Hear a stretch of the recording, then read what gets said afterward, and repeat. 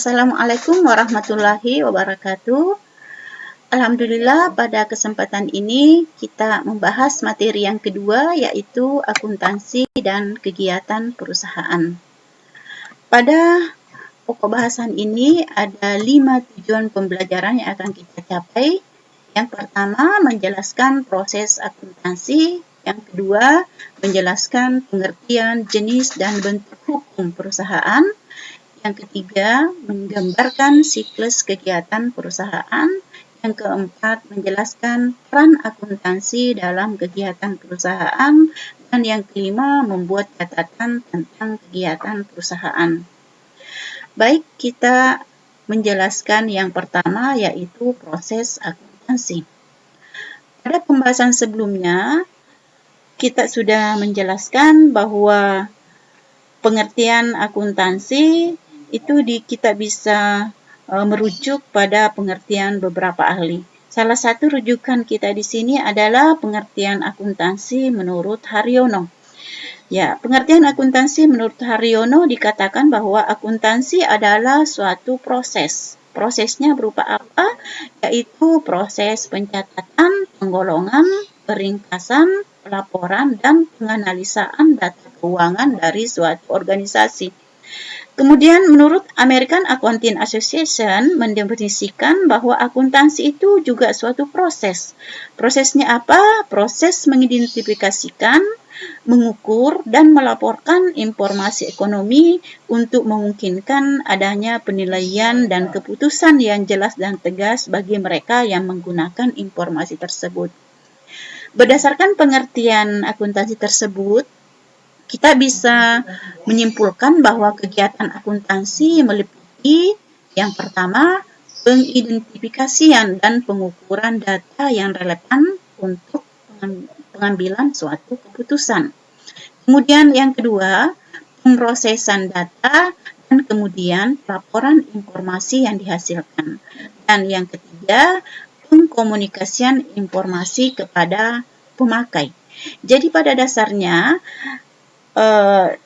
di pengertian akuntansi itu sudah tergambar proses daripada akuntansi. Jadi di kegiatan-kegiatan akuntansi itu sudah tergambar proses akuntansi. Baik, kita lihat gambar atau penjelasan dari proses akuntansi pada bagan berikut. Ya, jadi kita tadi sudah menjelaskan bahwa yang diolah di dalam suatu akuntansi adalah data keuangan. Data keuangan ini tidak lain istilahnya adalah transaksi.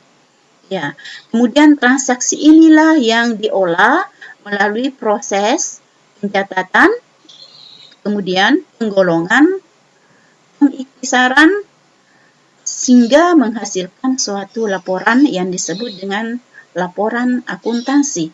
Ya, dan laporan akuntansi ini dianalisa dan diinterpretasikan sehingga dapat digunakan oleh pemakai informasi akuntansi. Pemakai informasi akuntansi ini saya kira sudah dijelaskan pada materi yang pertama. Ya, jadi kalau kita melihat bahwa berdasarkan pengertian akuntansi menurut Haryono, ini seperti yang ada dipaparkan di sini, yaitu pencatatan, penggolongan, pengiktisaran, sampai kepada pelaporan akuntansi. Iya, jadi seperti itu. Kemudian jika kita melihat pendapat yang dikemukakan oleh American Accounting Association, dikatakan bahwa akuntansi itu adalah merupakan proses pengidentifikasian dan pengukuran. Jadi proses mengidentifikasikan, mengukur, dan melaporkan informasi ekonomi. Jadi pada dasarnya pengertian yang dikemukakan oleh Haryono sama saja yang dikemukakan oleh American Accounting Association. Yang mana dimaksudkan di sini dengan pengidentifikasian dan pengukuran? Ya, jadi yang dimaksudkan di sini adalah melakukan identifikasi terhadap suatu data apakah merupakan transaksi atau bukan. Yang dikatakan transaksi adalah suatu kejadian yang sudah berlalu dan dapat diukur dengan satuan uang. Misalnya, contohnya membeli tanah, ya harganya misalnya berapa? Harganya misalnya sebesar 500 juta. Ya, kemudian itu adalah transaksi. Ya, selanjutnya misalnya data yang lain mengangkat karyawan atau menerima karyawan. Ya, itu tidak bisa diukur dengan satuan uang sehingga tidak boleh dikategorikan sebagai transaksi. Jadi kegiatan itulah yang dimaksud dengan pengidentifikasian dan pengukuran data.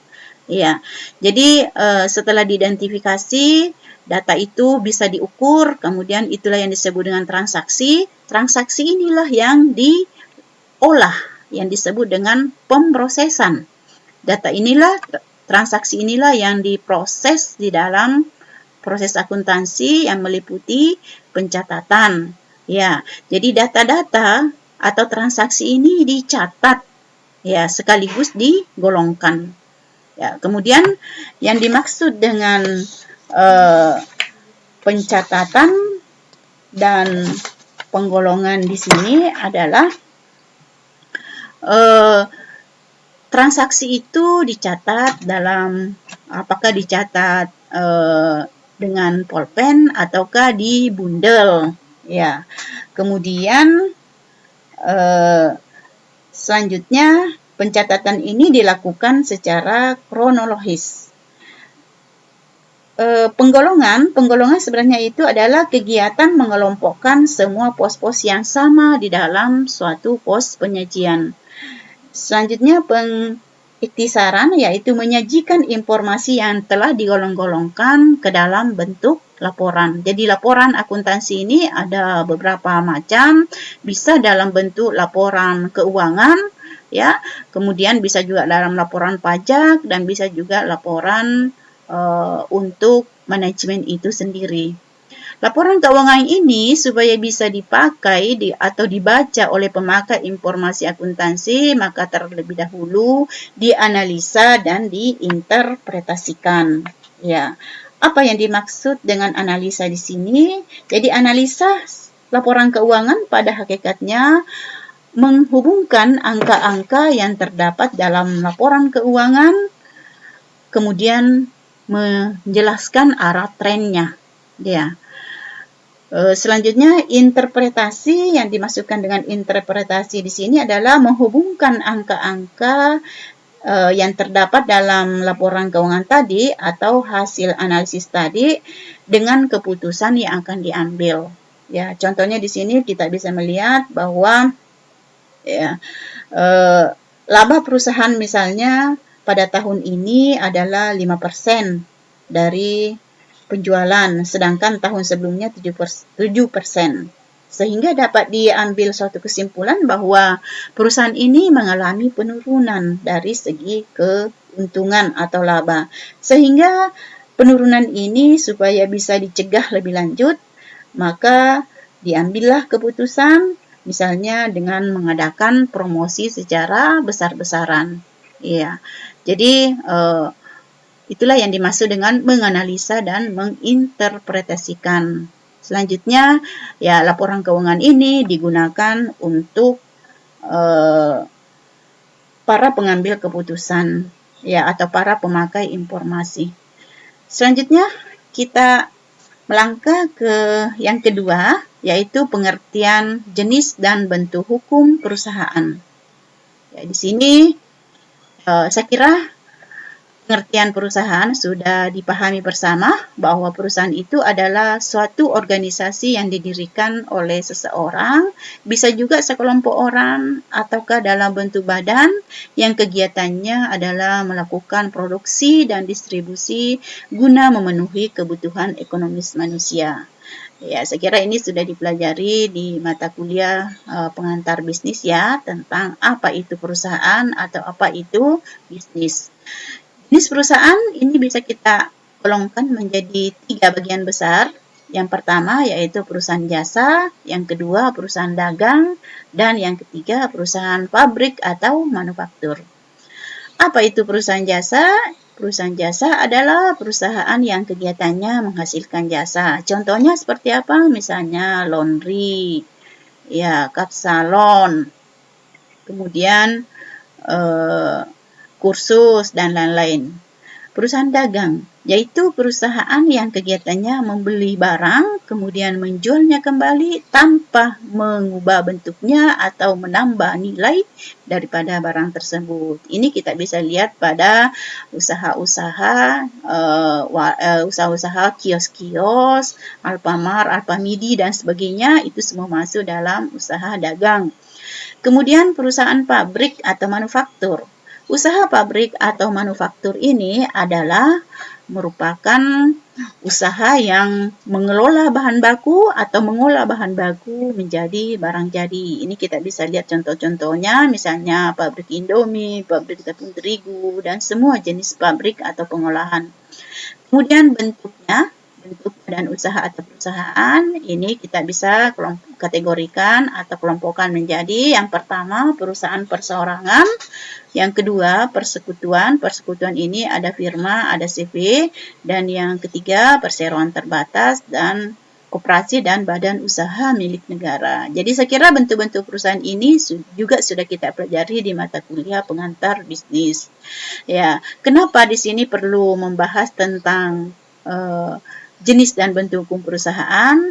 Ya, di sini di dalam akuntansi 1 yang akan kita bahas nantinya adalah contoh-contohnya pada perusahaan jasa yang berbentuk perusahaan perseorangan. Jadi contoh-contoh yang akan dibahas nantinya adalah contoh-contoh pada perusahaan jasa. Ya, kemudian kita melangkah ke yang ketiga, yaitu siklus kegiatan perusahaan.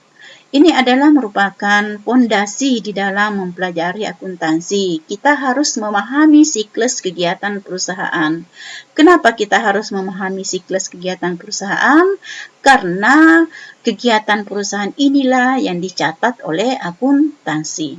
Ya, jadi kita mulai yang pertama, berdirinya suatu perusahaan itu kan adanya pemilik. Ya, jadi pemiliklah yang mendirikan suatu perusahaan.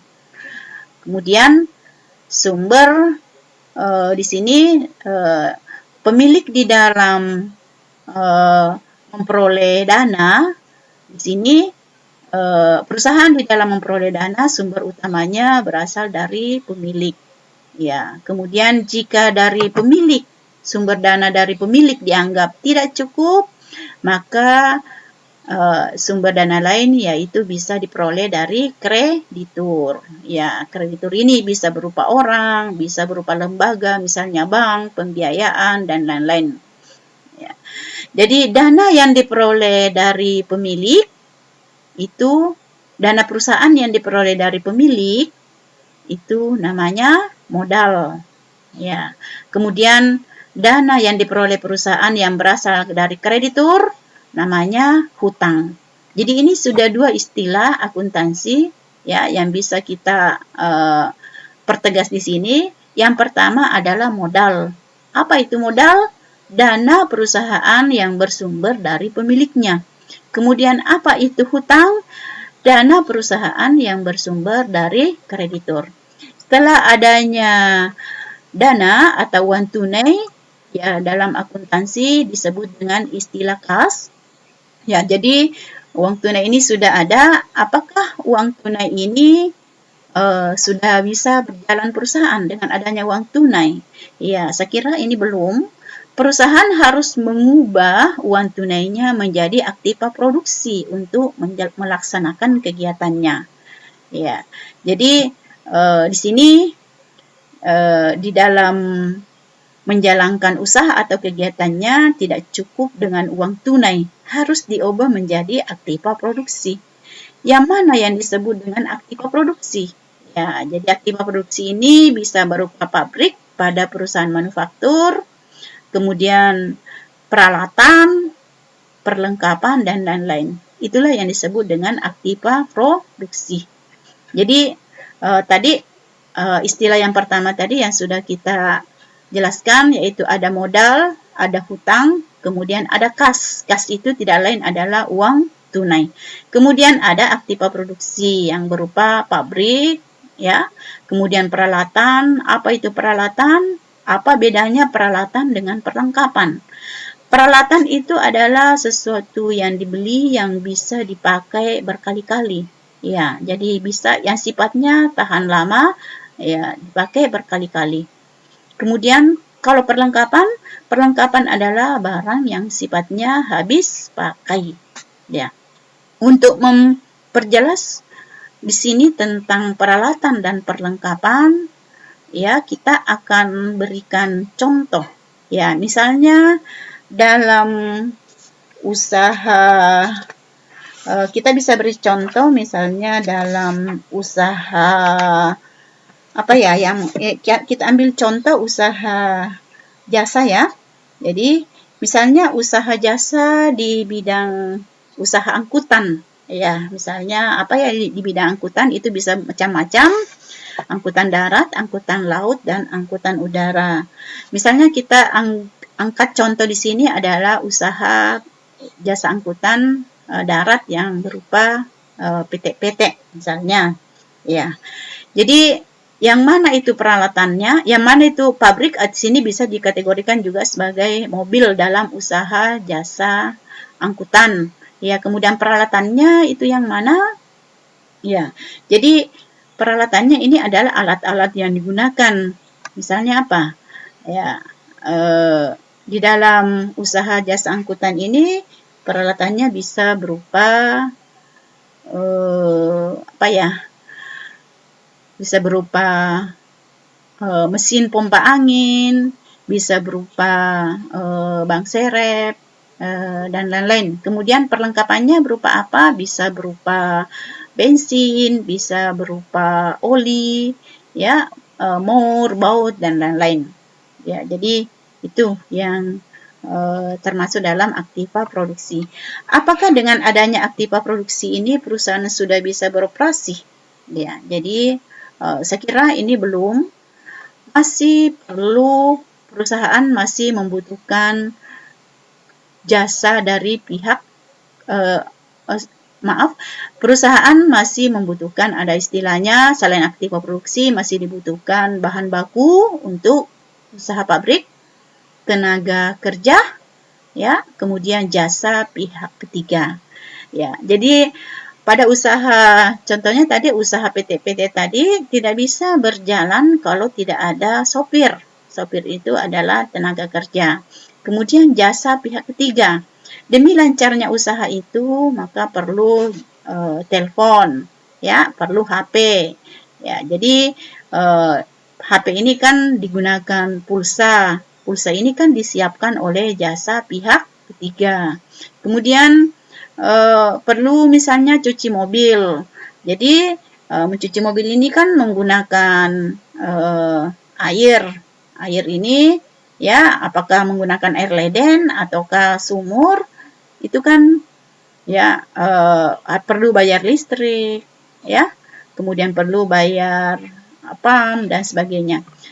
Dengan adanya komponen-komponen ini, ada aktiva produksi, ada bahan baku, tenaga kerja, jasa pihak ketiga, maka akhirnya dihasilkanlah barang dan jasa. Barang dan jasa ini kemudian dijual atau diserahkan ke pelanggan, akhirnya diterimalah uang tunai atau kas. Ya. Jadi penjualan barang dan jasa ini dalam transaksi dikenal dengan istilah penjualan. Akhirnya menghasilkan uang. Penjualan ini disebut dengan pendapatan. Kalau pada usaha jasa namanya pendapatan.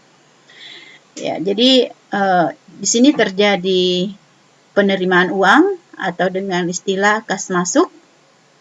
Uang tunai ini atau kas ini digunakan untuk apa? Yaitu digunakan untuk ya membayar hutang kalau perusahaan itu berutang, membagikan kepada pemilik, dan sebagian disimpan dalam bentuk modal untuk menambah modal usahanya.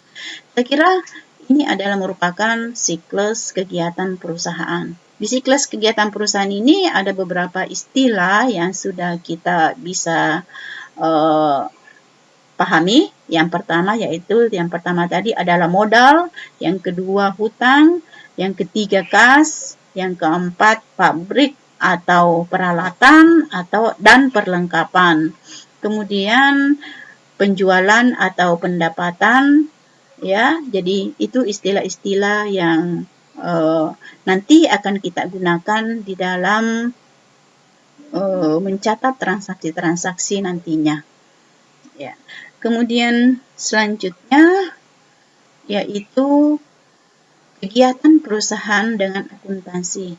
Tadi sudah dijelaskan bahwa sangat penting mempelajari atau memahami kegiatan perusahaan karena akuntansi itu adalah mempunyai peran penting di dalam proses pencatatan dan pelaporan kegiatan-kegiatan perusahaan. Ya, jadi untuk menggambarkan bagaimana hubungan antara kegiatan perusahaan dan akuntansi, ini kita bisa lihat contoh berikut. Ya, contohnya ini adalah contoh usaha jasa angkutan. Kita lihat, ya, contoh ini adalah tidak lain memberikan contoh daripada siklus kegiatan perusahaan yang sudah kita jelaskan tadi. Contoh yang pertama atau kegiatan yang pertama yaitu Andi menyetor uang tunai sebesar 80 juta sebagai modal awal. Ya. Jadi dari siklus tadi kita bisa melihat bahwa pemilik menyetor uang ke perusahaan itu disebut dengan istilah modal. Ya. Kemudian yang kegiatan yang kedua, perusahaan memperoleh kredit dari bank sebesar 10 juta. Ya. Jadi untuk yang kedua ini itu merupakan hutang. Jadi perusahaan memperoleh dana dari kreditur. Ya, istilahnya dalam akuntansi disebut dengan istilah hutang. Kemudian kegiatan yang ketiga yaitu perusahaan membeli mobil seharga 85 juta. Jadi ini adalah pembelian aktiva produksi. Uang kas dirubah menjadi aktiva produksi yang berupa mobil. Kemudian kegiatan yang keempat yaitu perusahaan memperoleh pendapatan jasa angkutan sebesar 3 juta. Ini adalah merupakan pendapatan dari jasa yang dihasilkan oleh perusahaan yang berupa jasa angkutan. Kemudian yang kelima, perusahaan membayar bensin, oli, gaji sortir, serta internet dan lain-lain. Ini sebesar 1.500.000. Ya, jadi ini merupakan biaya atau beban bagi perusahaan. Ya, jadi sopir itu perlu dibayar gajinya. Gaji ini merupakan biaya, kemudian oli, bensin itu adalah juga merupakan biaya bagi perusahaan. Kemudian yang keenam yaitu perusahaan membayar cicilan kredit. Tadi di transaksi yang kedua perusahaan memperoleh kredit dari bank. Ya, oleh karena meminjam uang atau kredit, maka kewajiban perusahaan untuk membayar kembali. Ini ya, dibayarnya secara cicilan atau secara angsuran. Di sini dalam kasus ini sebesar Rp500.000. Dan kegiatan yang ketujuh, perusahaan mengembalikan kepada pemilik sebesar Rp400.000. Ya, kita lihat tadi skema yang paling terakhir.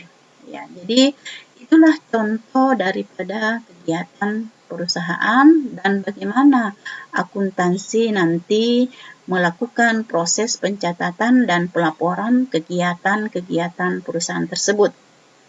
Baik, kita melihat bagaimana akuntansi mencatatnya. Ya, jadi ini bagaimana akuntansi mencatat kegiatan-kegiatan tadi. Di dalam suatu akuntansi ada yang disebut dengan istilah persamaan, yang disebut dengan persamaan akuntansi. Bagaimana bunyi daripada persamaan akuntansi? Yaitu kekayaan itu selalu sama dengan sumber pembelanjaan. Ini adalah persamaan awal atau persamaan dasarnya. Kekayaan itu adalah sama dengan sumber pembelanjaan. Apa itu kekayaan? Kekayaan adalah segala sesuatu yang dimiliki oleh perusahaan bisa berupa uang tunai atau kas, bisa berupa kendaraan, kendaraan sama dengan mobil. Kemudian sumber pembelanjaannya itu ada dua, ya. Jadi ada dua. Yang pertama yaitu dari pemilik yang disebut dengan modal. Ingat tadi bahwa dana dari pemilik disebut dengan modal. Kemudian sumber yang kedua yaitu dari kreditur. Ya, sumber dana dari kreditur atau sumber pembelanjaan dari kreditur disebut dengan hutang. Ya, hutang ini macam-macam. Ada hutang bank kalau meminjam di bank, ada hutang dagang jika muncul dari transaksi usaha atau jual beli, ya. Jadi inilah persamaan yang kita gunakan di dalam mencatat transaksi itu. Kekayaan sama dengan sumber pembelanjaan. Ingat, kekayaan adalah segala sesuatu yang dimiliki oleh perusahaan. Dan sumber pembelanjaan yaitu dari mana dana itu diperoleh. Dari pemilik namanya modal dan dari kreditur namanya hutang. Baik, kita melihat tadi transaksinya. Jadi di transaksi yang pertama tadi yaitu Andi menyetor uang tunai ke dalam perusahaan sebesar 80 juta rupiah. Ingat, di dalam pencatatan ini kita namanya menggunakan double entry. Ada dua perkiraan yang dipengaruhi. Jadi perkiraan itu ya yang termasuk perkiraan kas, kendaraan, hutang, modal itu adalah perkiraan. Ya. Jadi di dalam pencatatan ini ada dua perkiraan yang dipengaruhi. Ya.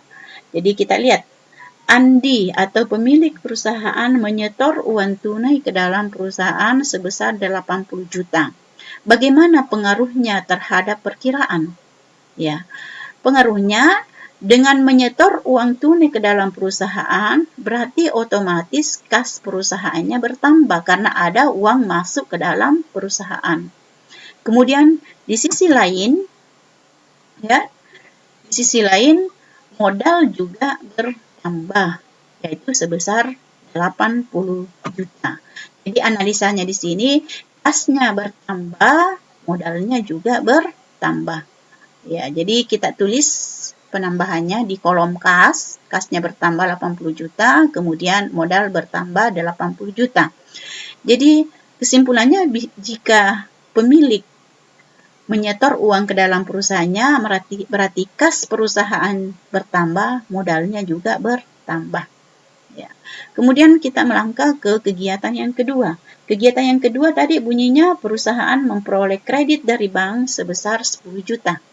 Ya, ingat tadi dari siklus kegiatan perusahaan, panah yang kedua yaitu kreditur masuk ke perusahaan.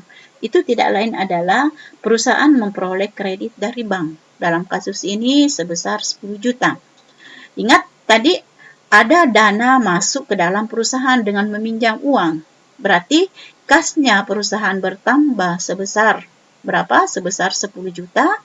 Dan hutangnya juga bertambah sebesar 10 juta. Terjadi hutang berarti bertambah.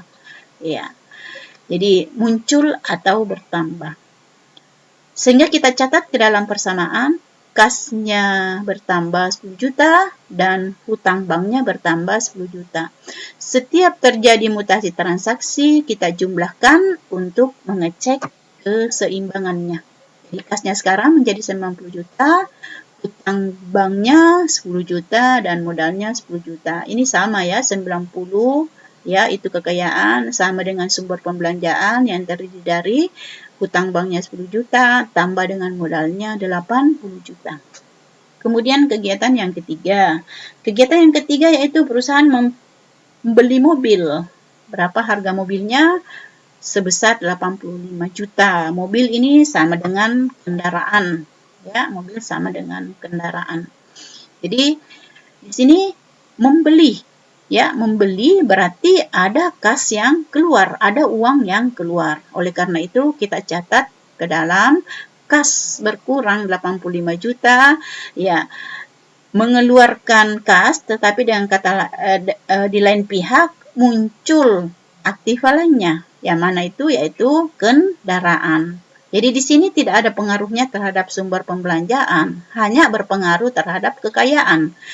Kas atau uang tunai dirubah menjadi aktiva produksi, dirubah menjadi kendaraan. Jadi pencatatannya di sini yaitu kasnya berkurang sebesar 85 juta dan kendaraannya bertambah sebesar 85 juta. Ya, jadi kalau kita jumlahkan kembali, posisi kas sekarang sebesar 5 juta. Kenapa 5 juta? Karena sudah dibelikan mobil atau kendaraan sebesar 85 juta. Kemudian muncul kendaraan ya dengan nilai 85 juta, hutangnya tetap sama, tadi tidak ada perubahan, begitu pula modal. Kemudian kegiatan yang keempat, perusahaan memperoleh pendapatan jasa sebesar 3 juta rupiah. Ya. Ingat, setiap ada uang kas masuk ke dalam perusahaan, setiap ada uang masuk ke dalam perusahaan, berarti itu kas bertambah. Ya, kas bertambah karena ada pendapatan. Pendapatan ini berarti uang masuk ke dalam perusahaan. Jadi kas bertambah 3 juta. Ya, karena kita menggunakan model persamaan, ya, pendapatan ini berarti menambah modal. Ya, jadi setiap pendapatan berarti menambah modal. Jadi modalnya bertambah sebesar berapa? Sebesar 3 juta. Kita catat ke dalam persamaan, kas bertambah 3 juta dan modal bertambah sebesar 3 juta. Kita hitung lagi saldonya setelah adanya mutasi pendapatan sehingga nampak seperti ini ya.